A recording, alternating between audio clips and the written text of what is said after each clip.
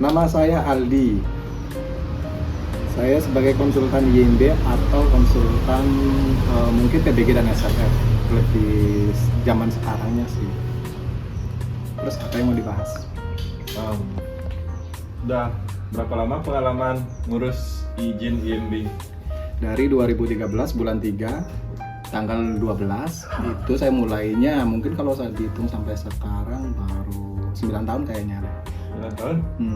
Oh, udah. Apa saja yang udah pernah diurus izin IMB-nya? Yang pertama itu saya pertama ngurus itu hotel.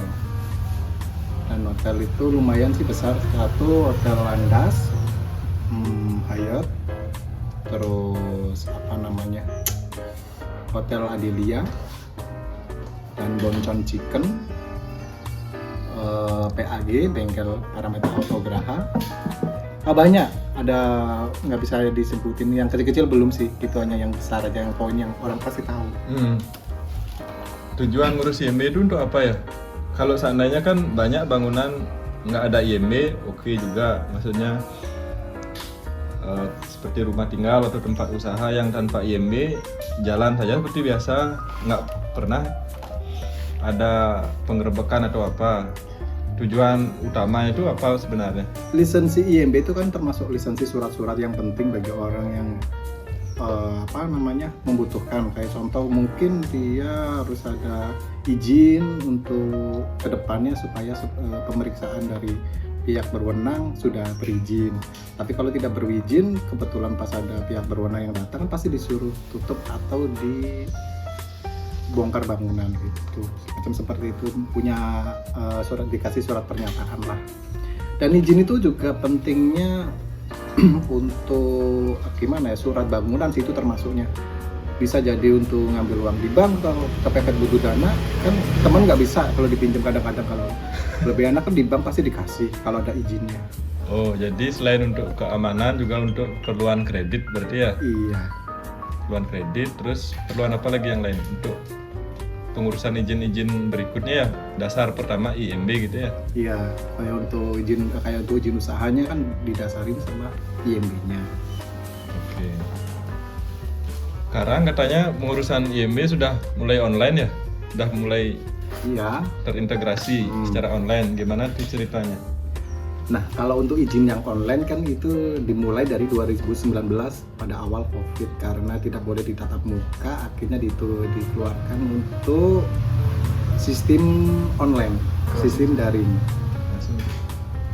Terus sistemnya seperti hampir sama sih, cuman perbedaannya kalau sistem online itu dibagi dua, PBG dan SLF. Kalau bangunan belum berdiri itu PBG. Kalau bangunan sudah berdiri itu SLF, dan itu keduanya sama IMB. Sama, sekarang cuma beda nama ya? Beda nama aja, tapi tetap nanti pun walaupun beda nama, lampingnya itu lamping itu kayak semacam dokumen itu yang di depan itu tulisannya IMB. Oh, covernya hanya SP-nya aja, SK-nya aja, surat keputusan itu SK-nya itu PBG atau SLF gitu.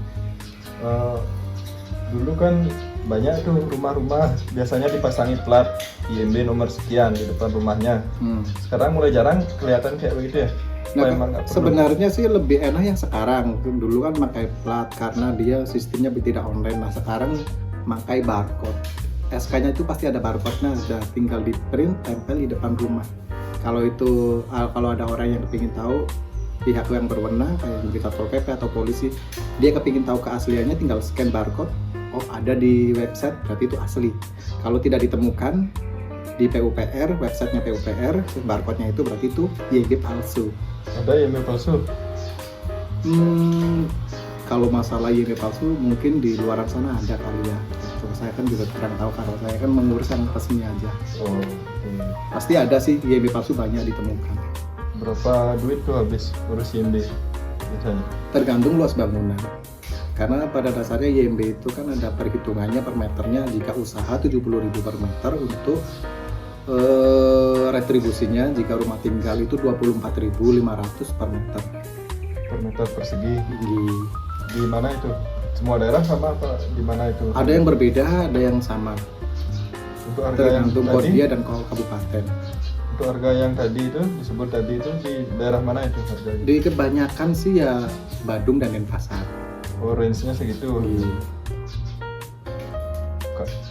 Misalnya tadi kan dibilang untuk tempat usaha 70.000, buat rumah berapa? 24.000 ya. Iya. Misalnya rumah luasnya 100 meter persegi, jadi 24.000 kali 100. Iya, 24.000 kali 100, 2.400.000. Itu pun tidak 2.400.000 itu pun tidak semuanya, itu ada yang hitung-hitungan.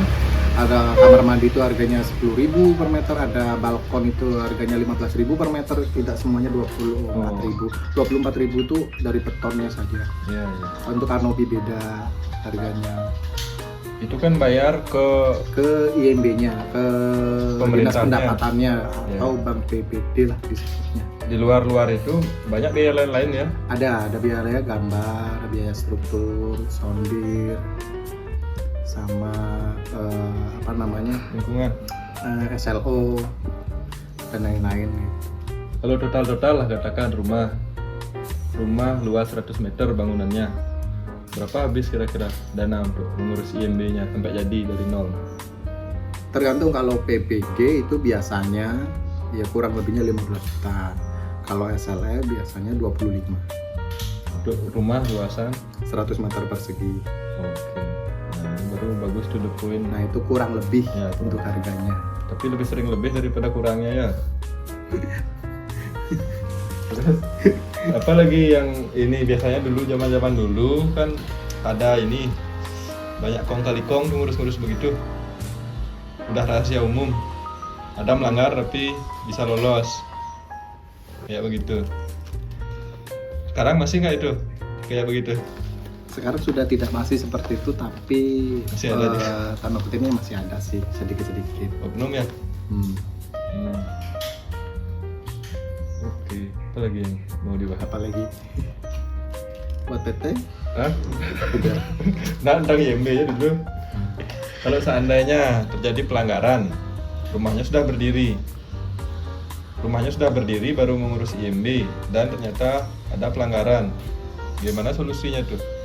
Misalnya pelanggarannya bangunannya terlalu maju dekat ke jalan, apakah harus dibongkar bangunan yang melanggar itu sebagian supaya memenuhi syarat atau gimana? Nah, saya jelaskan, kalau seandainya bangunan itu di depan jalan atau di samping, bukan di depan jalan sih, di samping jalan lah, mungkin KDB-nya atau dari sempadan itu harus mundur 4 meter, sedangkan itu full bangunan, itu tetap IMB diterbitkan, cuman ada surat pernyataan sebelum membuat izin sewaktu saat bangunan itu akan dibongkar kalau ada peraturan pelebaran jalan.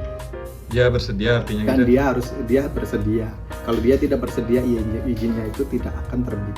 Oh. Jadi surat pernyataan itu tergantung sama pemilik bangunannya, mau tanda tangan ataupun tidak, kembali lagi kepada pemilik bangunan. Izinnya pasti diterbitkan, cuman kembali lagi kalau jika ada PUPR untuk peluasan jalan, nah izinnya itu akan sebagai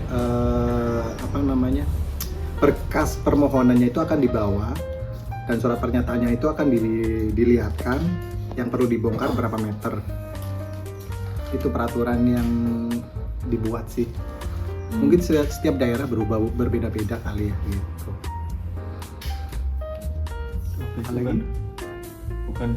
Sekian dari saya Aldi untuk penjelasan soal izin bangunan atau IMB, SLF dan PPG. Saya ucapkan terima kasih banyak. Jika ada kata-kata salah, saya minta maaf. Jika ada yang tersinggung dari kata-kata saya mohon maaf yang sebesar-besarnya. Terima kasih. Wassalam.